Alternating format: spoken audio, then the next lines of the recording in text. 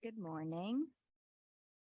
Hear now the scripture reading coming from Ecclesiastes 3 1 to 8.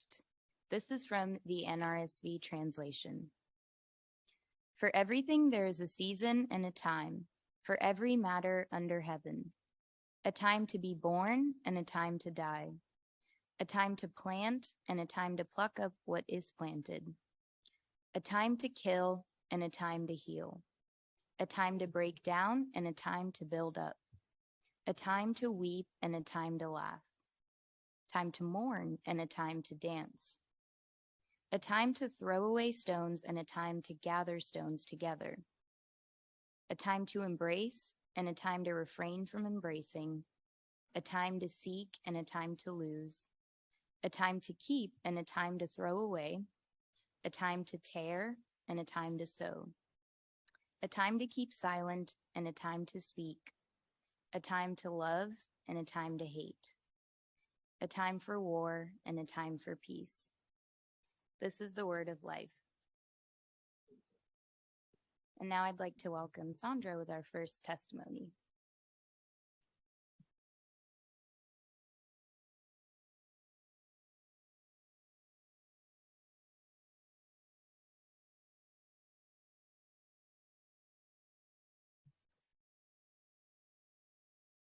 I was hoping for a small crowd. Public speaking is not my thing, but here goes. Here goes nothing. According to Rachel Held Evans, author of the book Inspired, when someone asks you, what is the good news? The best response is, let me tell you a story. In August 2019 at 4:13 a.m., my family and I were wakened by an earthquake. Well, so we thought. The house shook, there was a strong odor of gas, and when I turned on the light, there was a dense fog. I hear someone yell, "Get out of the house and call the police." We crawled out the back kitchen door, listening to the sound of truck's engine and someone yelling for help. The rest of that morning moved like a movie, and I was a spectator. Police, fire trucks, and news people were everywhere. What happened? A dump truck carrying cement crashed into our home of 26 years. The incident destroyed our house and left us displaced. At the time of the incident, it was hard to see the good news. What you don't know is that for some time I prayed to God to find me some answers. You see, I was in the middle of getting a divorce and the house had to be sold, but it required lots and lots of renovations. On top of that, I was hopping from church to church trying to find a place to belong. As the house was being rebuilt, I felt such an intense gratitude that I decided to make a few changes to my relationship with God. That year, I was determined to find a church home, especially since the holidays were coming. Googling for a church nearby, I came across PUMC. Looking at the website, I was drawn by its all are welcome statement.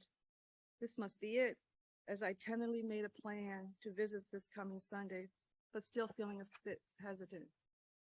That week, I received several subtle messages from God, such as suddenly waking up in the morning and while it was still dark in the room, I looked up and saw a sign of the cross over my headboard. It was made from the street light beaming through the curtains. And a message I received while watching a movie called A Christmas to Remember, where I am reminded that a woman's strongest relationship is the one she has with God. Sunday came, and there I was sitting in the parking lot, nervous about going in alone. I took a few deep breaths and I started to walk towards the building. I saw a woman carrying a bag and pulling a baby carriage with the other. I opened the door for her and she invited me to sit with them. My fears were forgotten. After service, I followed her into the coffee area where I met many wonderful people, including the pastor. Upon meeting Pastor Jenny, I just let it all out. I told her about my house. I told her about feeling grateful, looking for a place to belong. I just kept talking and talking, and she gracefully listened. I spent a few minutes speaking with Pastor Jenny, but in that time, I felt a sense of relief and peace, so much more than all of the therapy that I was taking due to the recent drama. Afterward, I knew that I would be back. I've learned many things after this ordeal. For one, I've learned that God is always listening. God is always responding. Now, God's responses may not be as clean cut as you want them to be, but they may be messy.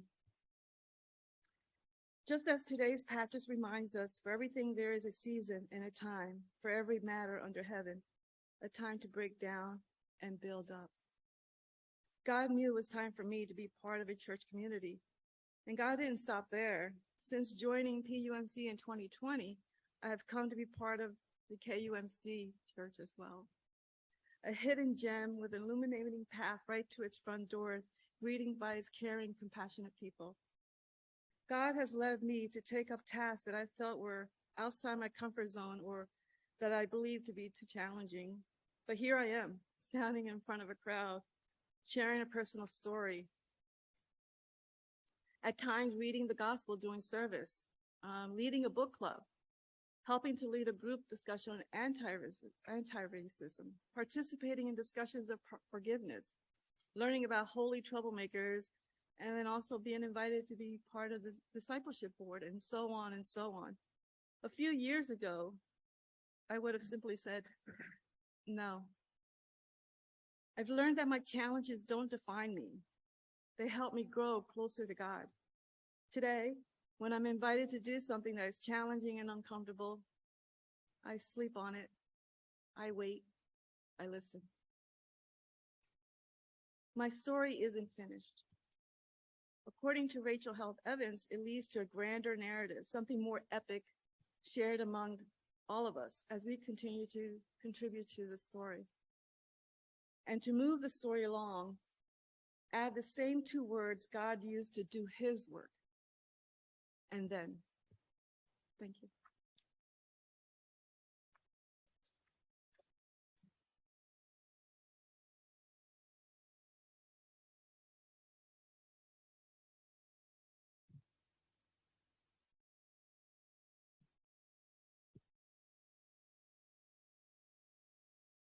Baseball season just ended not too long ago, and with being a Mets fan comes a lot of misery and disappointment. And then near the end of the season, I was reminded why being a Mets fan is always so difficult. They were doing good in the beginning, and then I was reminded why it's difficult, asking my dad, just because you have to suffer doesn't mean I have to too. But that's fine, because baseball season's over, and football season is here, and football season is going better than last season. This passage talks to us about seasons.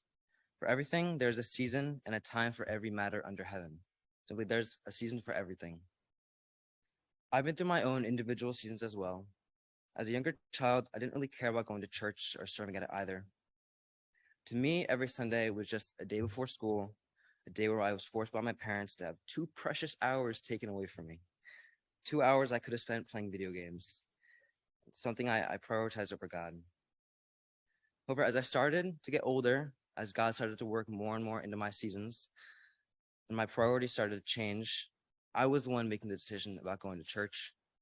I was one who made the choice about helping with offering, help with the church's childcare, to help with the church-related marathon, and to sacrifice 3 weeks out of my summer to serve at the Pocono Mountain Bible Conference.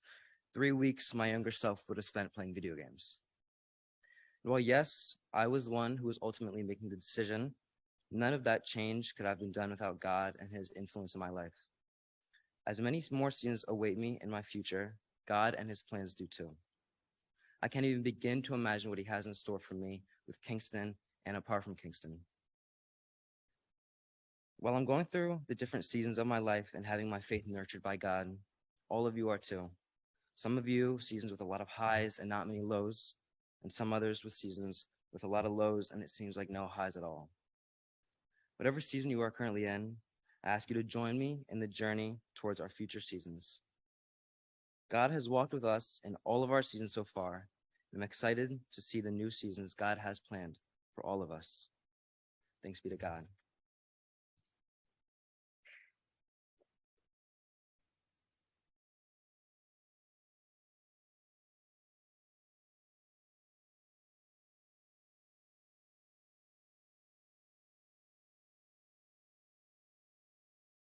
Joey wanted to share with you some of his favorite things about Kingston, but he felt a little more comfortable if I would read them for him. So this is his words, but I'm going to read them for him. I started coming to this church when I was in kindergarten. I think church is a good place to learn things about the Bible. There are lots of things that I like about church. Here are some of my favorite things. The bags of fun stuff I get each week, the food truck we used to have, the playground, when we had Sunday school at the Anderson house, when we had trunk or treat, the Christmas pageants, the cookies after church, science vacation Bible school, the music, the Easter egg hunt, my sister's baptism, and helping in the nursery. The people here are super nice. Pastor Skitch is super duper fun. I think church is an amazing place.